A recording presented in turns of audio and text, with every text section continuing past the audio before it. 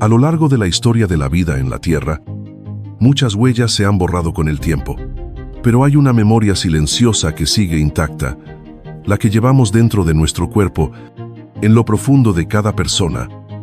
Existe un mapa genético con más de 3.000 millones de instrucciones que definen quiénes somos, pero además de codificar nuestros rasgos físicos, ese mapa también parece conservar rastros de antiguos episodios oscuros que marcaron a la humanidad.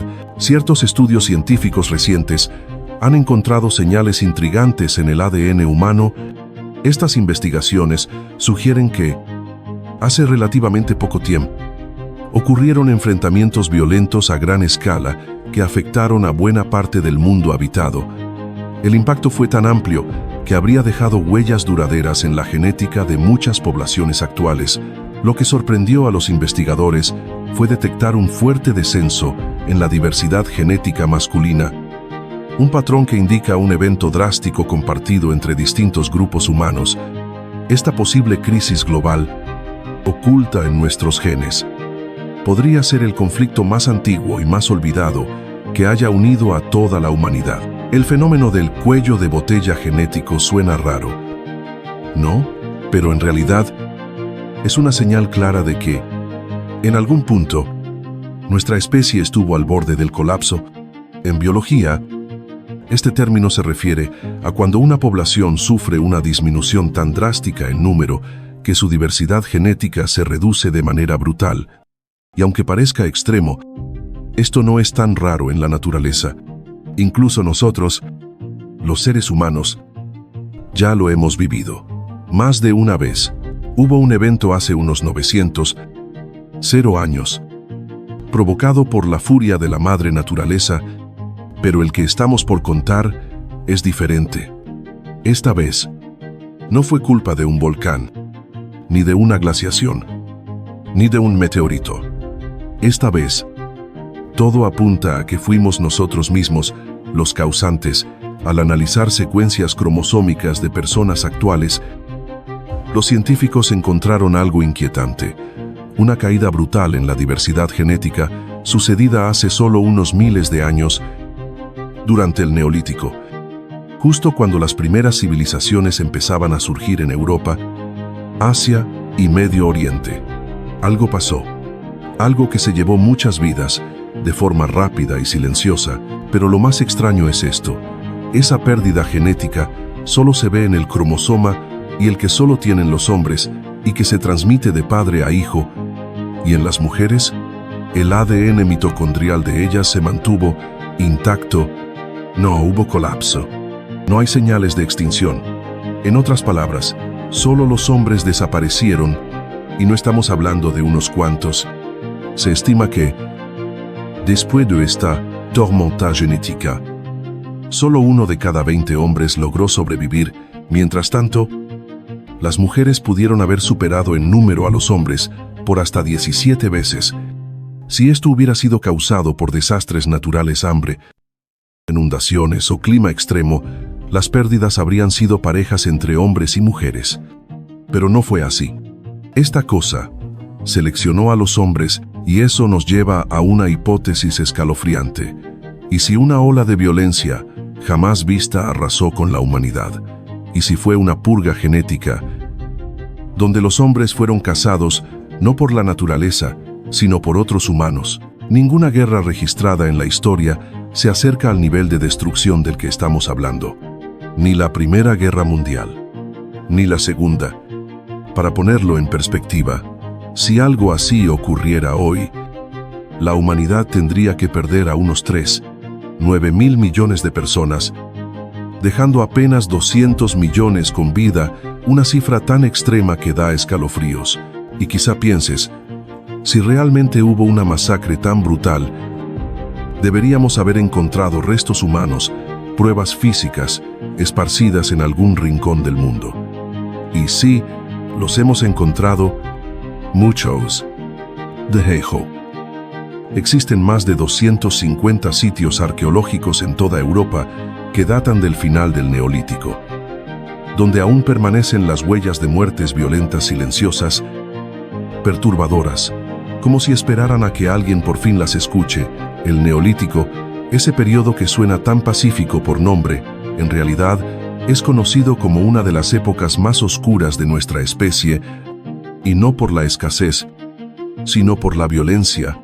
Las heridas físicas que sufrían las personas de ese tiempo superan, por mucho, a las de sus antepasados y descendientes. Un análisis de más de 300 esqueletos de agricultores neolíticos tempranos mostró que más del 10% presentaban heridas causadas por armas, probablemente producto de asaltos por cosechas o ganado. Otro estudio en España reveló que el 23% de 338 individuos examinados mostraban signos de traumas graves, especialmente hombres adultos y adolescentes, quienes representaban el 97% de las heridas no curadas. Y el 81% de las heridas ya cicatrizadas.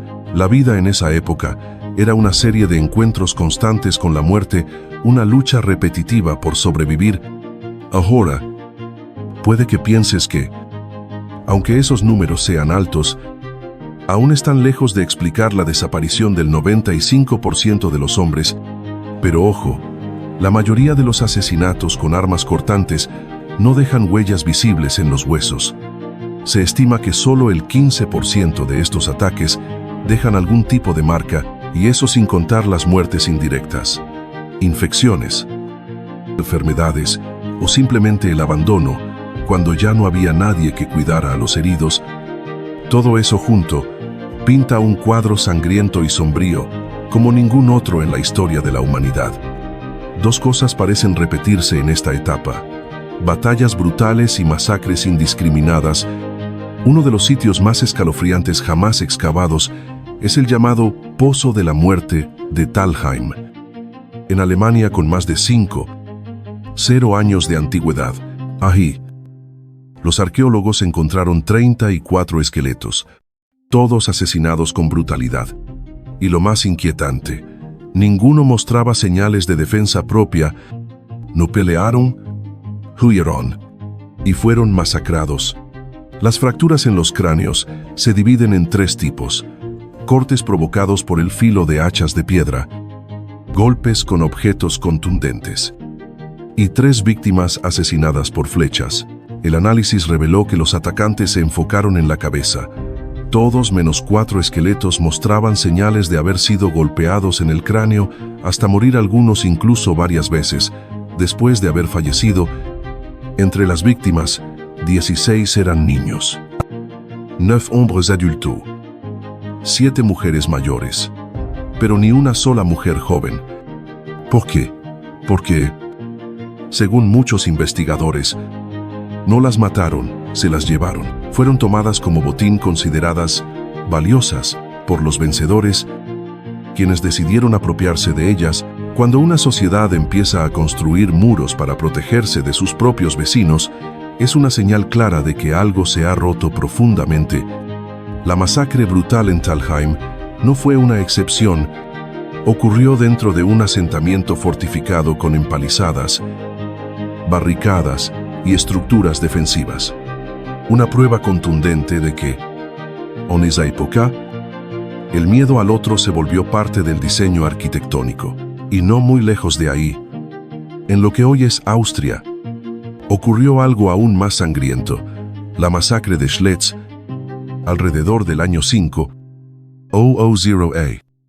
Sí, se encontraron unos 200 cadáveres arrojados como basura a una fosa común después de un ataque, y una vez más, las mujeres jóvenes desaparecieron misteriosamente, mientras los hombres quedaron tendidos, con la sangre empapando los restos de lo que antes era una vida cotidiana. Pero esta vez, había detalles aún más escalofriantes. Algunos cuerpos estaban mutilados, cráneos decapitados, extremidades faltantes, partes arrojadas lejos del resto.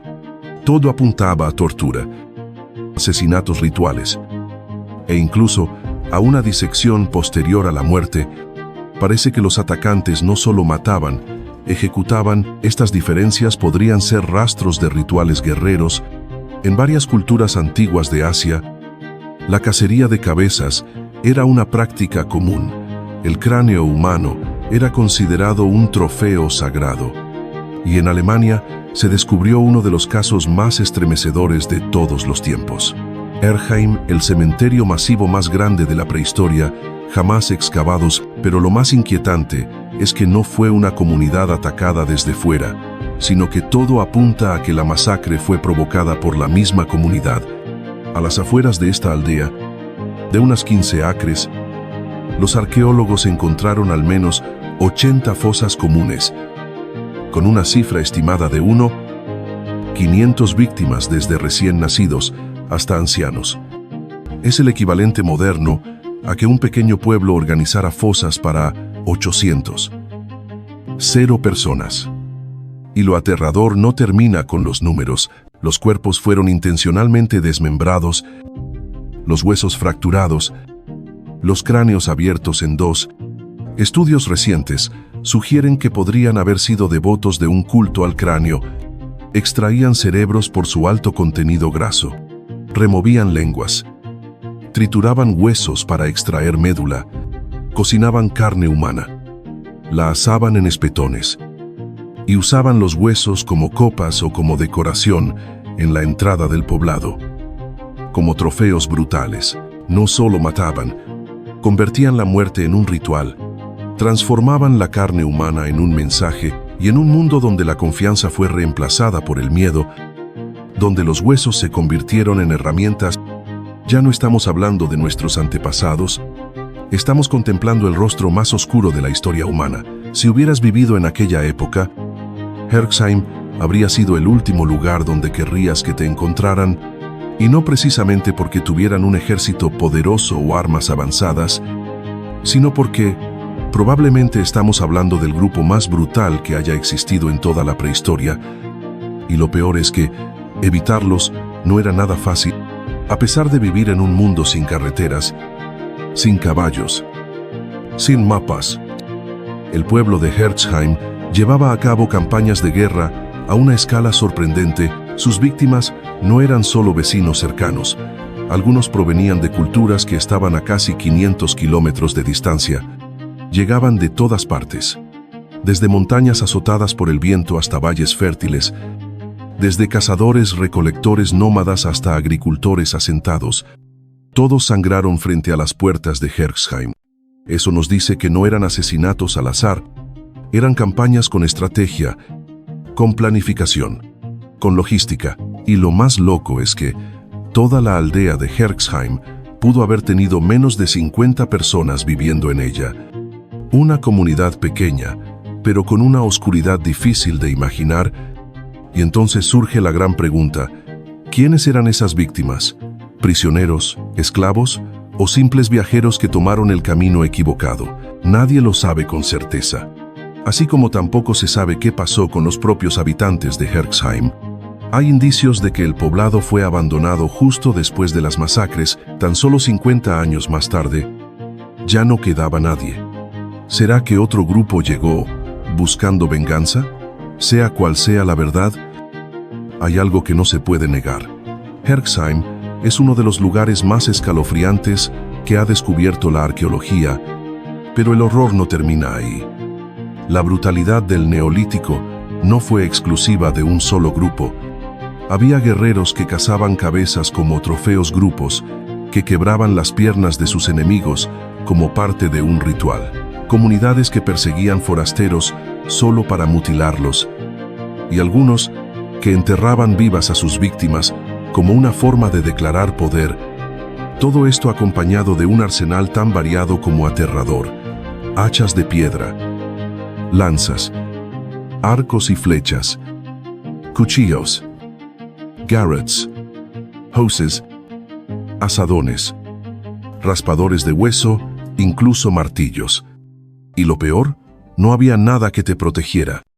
Sin armadura, sin escudo, solo tu piel, un trapo áspero y la débil esperanza de que ese día no fuera el último. Todo lo que acabas de escuchar, las masacres, los rituales sangrientos, los cráneos separados de sus cuerpos, es solo una parte de un panorama mucho más grande.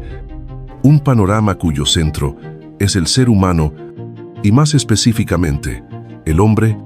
En esa época, llegar a la edad adulta ya era un logro, con la violencia como parte del día a día.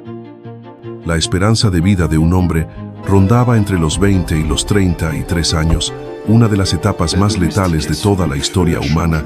Incluso si lograba sobrevivir hasta los 15, era completamente normal morir antes de los 33. Y cuando todo este infierno se revela ante nosotros, solo queda una pregunta: ¿qué demonios nos pasó? ¿Por qué nuestros antepasados se mataban unos a otros sin parar? Lamentablemente, no hay una respuesta definitiva, pero sí hay algunas teorías, y todas valen la pena reflexionarlas. Una de las más inquietantes, y a la vez más simples: nos acercamos demasiado al sol.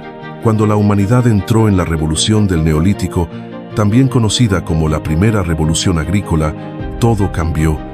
Pasamos de ser tribus nómadas a asentarnos, de cazar y recolectar a cultivar la tierra. Y aunque suena como una mejora, eso marcó el comienzo de la guerra, porque ahora los humanos podían organizarse en grupos grandes, planear mejor y matar de forma más efectiva. ¿Why? Además, ahora tenían razones claras para hacerlo: tierras fértiles, ganado, alimentos y mujeres. Todo eso concentrado en un solo poblado. Atacarlo significaba obtenerlo todo. Así, los asentamientos dejaron de ser símbolos de paz para convertirse en blancos de exterminio, y el vecino, si no era conocido, se volvía una amenaza que había que eliminar. Otra teoría intenta explicar por qué el cromosoma, y que solo pasa de padre a hijo, fue el más afectado. A medida que las sociedades se hacían más complejas, los clanes comenzaron a organizarse en torno a linajes masculinos. Las mujeres podían moverse entre grupos, pero los hombres no. Nadie confiaba en un hombre ajeno. Y si tu grupo era eliminado, tu línea genética desaparecía con él. Aunque también hay científicos que proponen una teoría más pacífica, que la fragmentación genética pudo haber ocurrido de forma silenciosa, con clanes que se separaban poco a poco, especialmente en tiempos difíciles. Algunas líneas familiares prosperaban, se reproducían más y ganaban presencia. Otras simplemente se extinguían como una extinción, pero disfrazada de paz. Y tal vez la verdad está justo entre ambas ideas: parte por guerra, parte por colapso social y ambiental. Pero sea como sea, algo realmente ocurrió, y sus efectos siguen con nosotros hasta hoy. Muchos grupos humanos modernos aún no han recuperado la diversidad genética que existía antes de ese evento. Y si ese cuello de botella genético nunca hubiera ocurrido, es muy posible que el mundo hoy fuera completamente distinto. Aún así, hay algo que no podemos ignorar: hemos llegado lejos. Ya no nos matamos, apenas nos cruzamos. Y eso, por mínimo que parezca, es una luz de esperanza. Pero entonces surge una última pregunta: si todo fue tan terrible, ¿cómo se detuvo esta masacre? La respuesta es: en realidad, no se detuvo. En términos absolutos, hoy muere más gente por guerra que nunca antes. La única diferencia es que ahora crecemos más rápido de lo que morimos, estamos evolucionando más rápido que nuestra capacidad de destruirnos, y gracias al surgimiento de sociedades complejas, del comercio y de la diplomacia, poco a poco comenzamos a enfriarnos, a dejar de pelear, a pensar. En solo los últimos 100 años, el número de conflictos nuevos por año ha empezado a disminuir poco a poco. Desde el final de la Segunda Guerra Mundial, estamos de forma algo difusa entrando en una nueva era. Y sí, todo ese progreso, por más imperfecto que sea, se refleja en algo tan simple pero tan poderoso como nuestra esperanza de vida. Hoy vivimos 3 veces más que aquellos pobres seres humanos del periodo neolítico. Ya no morimos a los 20 o 30, al menos no la mayoría. Ahora es perfectamente normal llegar a los 70 u 80 años con salud y con suerte. también con dientes, claro. Seguimos lidiando con lo nuestro: estrés laboral, ansiedad existencial, redes sociales que nos agotan más de lo que entretienen. Pero, honestamente, agradezco vivir en esta época, porque al menos ya no tengo que preocuparme por cultos raros que coleccionan cráneos o por gente armada que entra a mi casa en plena noche. O bueno, no tan seguido.